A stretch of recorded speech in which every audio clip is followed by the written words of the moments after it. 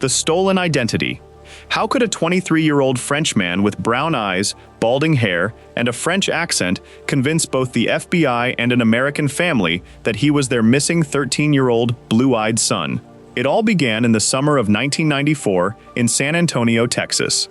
13-year-old Nicholas Barclay vanished without a trace after playing basketball with friends. For 3 empty years, the Barclay family sank into despair as police searches hit a dead end. Just when hope faded completely, in 1997, a call came from Spain. A panicked teenager claiming to be Nicholas said he had just escaped an international human trafficking ring and wanted to go home. The news brought overwhelming joy to the Barclays, but behind it lay a trap. The man on the other end was actually Frédéric Bourdin, a 23-year-old Frenchman known as the Chameleon, for impersonating over 500 minors across Europe. This impersonation was absurdly unbelievable. The real Nicholas had green eyes, a native Southern accent, and would have been 16 in 1997. In contrast, Bourdin had brown eyes, a thick French accent, and fully adult facial features. To clear all suspicion, Bourdin crafted a terrifying mind control narrative. He convinced authorities that he had been brutally tortured, his accent changed due to psychological trauma, and most bizarrely, his eyes changed from green to brown because his captors injected chemicals directly into his eyeballs. The most surprising part wasn't Bourdin's wild story, but that the Barclay family welcomed him back to the US with open arms. The mother embraced the stranger at the airport, his sister walked him through every room of their house, and Bourdin lived under their roof for nearly 5 months as a real son. What made them cast aside such obvious logic? It was the cruel mechanism of confirmation bias and deep grief. Their desperate longing to see their child alive manipulated their minds, making them cling to a bizarre illusion rather than accept the reality that Nicholas might be dead. At the same time, Bourdin acted as a master manipulator. He constantly played the traumatized victim. Whenever questioned, he wept uncontrollably over recurring torture memories, trapping those around him in guilt and stopping all further probing. The half-year charade finally collapsed over an overlooked biometric detail. A private investigator named Charlie Parker, while working on a TV show, accidentally compared close-up photos of the real Nicholas and Bourdin. He noticed a detail no plastic surgery could change: the shape of the ear print. A face can thin out, hair can be dyed, but the cartilage structure of the ear is unique to every human, just like a fingerprint. The close-up photo showed Bourdin's ear shape was a complete mismatch for 13-year-old Nicholas. Soon after, the FBI stepped in. Urgent fingerprint and DNA tests were conducted. The chameleon's mask was completely ripped off. Bourdin was sentenced to 6 years in prison for forgery and impersonation. The Bourdin case closed with a prison sentence for the impostor, but it opened another chilling void. Where was the real Nicholas Barclay? In later interviews, Bourdin offered a shocking theory. He claimed the Barclay family knew he was a fraud from the very first second. The only reason they pretended to believe and protected him from the police was that they were using him as a cover-up for the fact that the real Nicholas had been killed at home back in 1994. To this day, Bourdin's accusation remains just a theory, and the true mystery of Nicholas Barclay's disappearance remains an unsolved open case. Surgeon without a degree. How could a man who never spent a single day in medical school become the chief surgeon on a warship during wartime and miraculously perform a series of successful chest surgeries without losing a single patient? The answer lies in one of the most bizarre and cunning deceptions in modern military history. It all began in March 1951, at the height of the Korean War. Ferdinand Waldo Demara, a genius American imposter with a photographic memory, stole the credentials and identity of a real doctor named Joseph Sear. Armed with flawless fake documents, Demara easily passed lax wartime background checks to join the Royal Canadian Navy as a medical officer aboard the destroyer HMCS Cayuga. Without any formal medical degree or training, he was directly responsible for the health of hundreds of sailors out at sea. When HMCS Cayuga entered combat waters, the ultimate test arrived. Dozens of severely wounded soldiers and sailors were winched onto the deck in critical condition, bleeding out, with shrapnel embedded deep in their internal organs and chests. With no one else to perform surgery, Demara was forced to pick up the scalpel. He ordered nurses to prepare the operating room and locked himself in his cabin. In just a few short minutes, relying on his extraordinary memory, Demara frantically devoured an emergency surgery manual, memorizing incision lines, blood vessel locations, and artery clamping techniques. He stepped into the operating room, ordered massive doses of penicillin to prevent infection, and calmly performed open-chest surgery to extract a bullet lodged right next to a patient's heart. Miraculously, thanks to strict adherence to sterile procedures and the aid of skilled medical corpsmen, every complex surgery he performed that day was a total success. Not a single person died. The miraculous rescues by Dr. Sear quickly made headlines across Canada. Stories of a brave, gifted Navy doctor saving dozens of lives landed on the front pages of major newspapers. But this fame became his downfall. In a small Canadian town, the mother of the real Dr. Joseph Sear was astonished to read news reports praising her son fighting on the front lines in Korea, when he was actually practicing medicine peacefully at home. The Royal Canadian Navy launched a quiet internal investigation and uncovered the entire truth. However, they faced an embarrassing dilemma. They couldn't publicly admit that a fraud with no medical training had served as a brilliant surgeon on their warship without becoming a laughingstock to the world. To avoid a massive PR scandal, the Royal Canadian Navy decided not to prosecute Demara and quietly discharged him instead. The fake doctor walked away, leaving behind a provocative question for the medical and military establishment. How could years of academic medical training be replaced in just a few minutes of reading a textbook by an impostor? The case of Ferdinand Demara, later dubbed the Great Impostor by the media, was not only an unprecedented tale of deception, but also a cold splash of reality on degree worship, proving that the line between a genius and a madman can sometimes be as thin as a fake diploma. Commanded by a coat, the town hall was blockaded, the mayor thrown in jail, and the entire treasury emptied in broad daylight. Yet the 1906 crime that shocked the German Empire didn't involve a single gunshot, any violence, or even a single ID document from the mastermind. What secret allowed a penniless man to command a squad of royal soldiers, and what made a formidable power structure surrender without a shred of suspicion? It all started on the morning of October 16, 1906, in Berlin. Wilhelm Voigt, a 57-year-old shoemaker recently released from prison, found himself at a dead end. Due to his criminal record, authorities revoked his residence permit, banned him from most cities, and made it impossible for him to find honest work. In total desperation, Voigt recognized a hidden yet absolute rule of Prussian society at the time. A citizen's status or human dignity meant nothing, but an officer's military uniform possessed the power to crush all doubt. Gathering second-hand uniform pieces from antique shops, Voigt assembled a complete Prussian captain's uniform.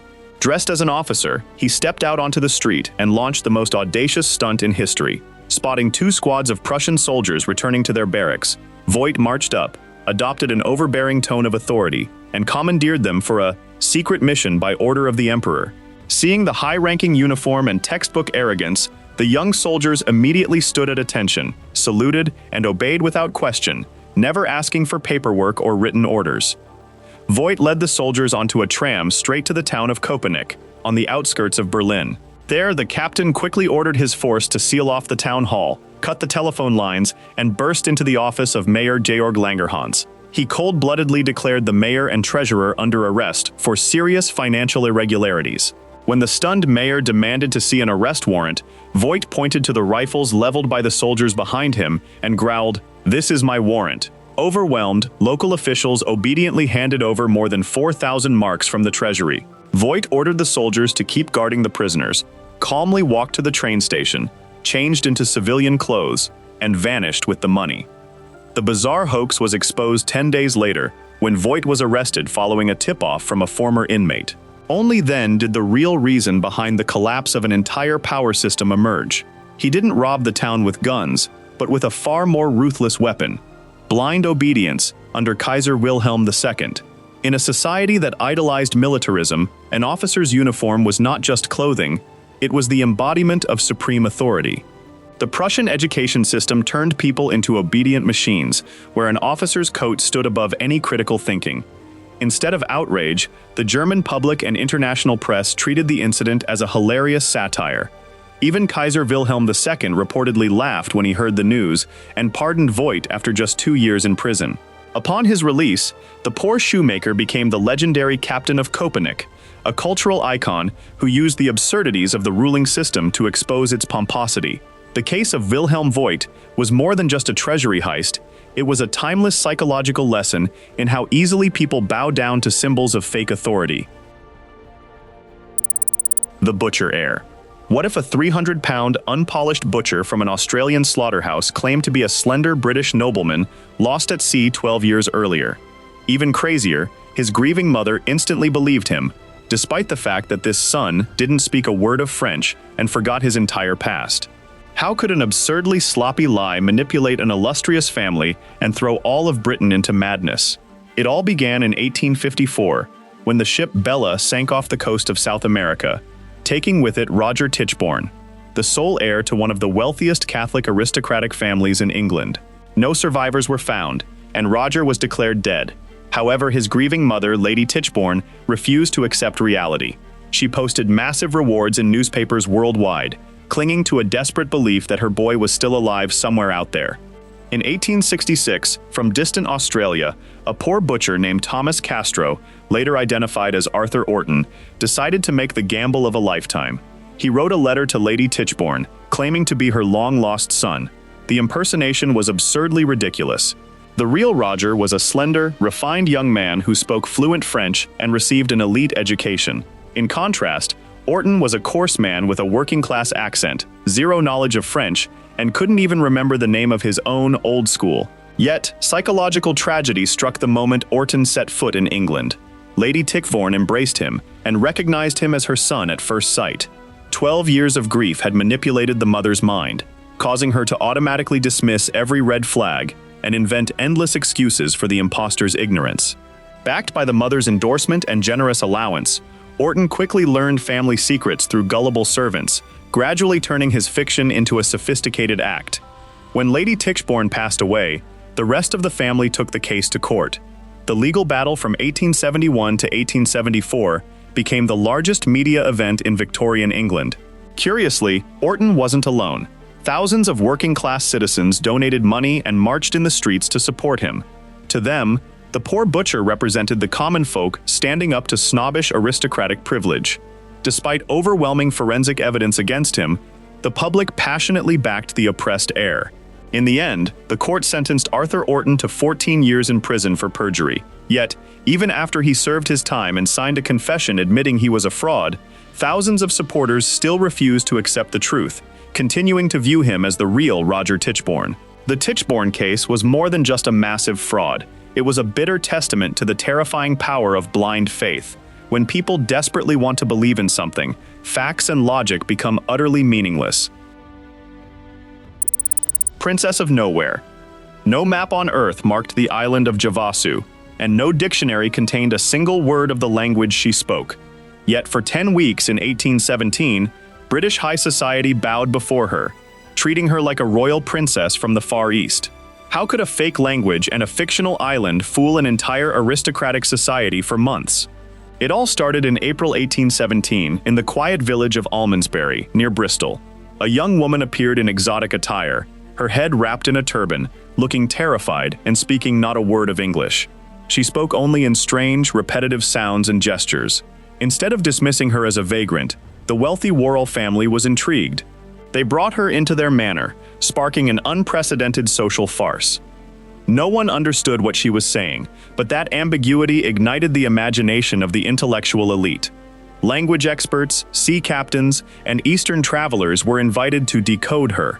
When a sailor claiming to be an interpreter stepped forward, he translated her gestures into a thrilling saga. She was Princess Caraboo, from the distant island of Javasu in the Indian Ocean. She had been kidnapped by pirates, endured months at sea, before bravely jumping overboard and washing ashore in England. The story of the lost exotic princess blew up. For 10 weeks, elite circles in Bristol and Bath went wild for Princess Caraboo. They competed to invite her to lavish parties, commissioned her portrait, and covered all her expenses.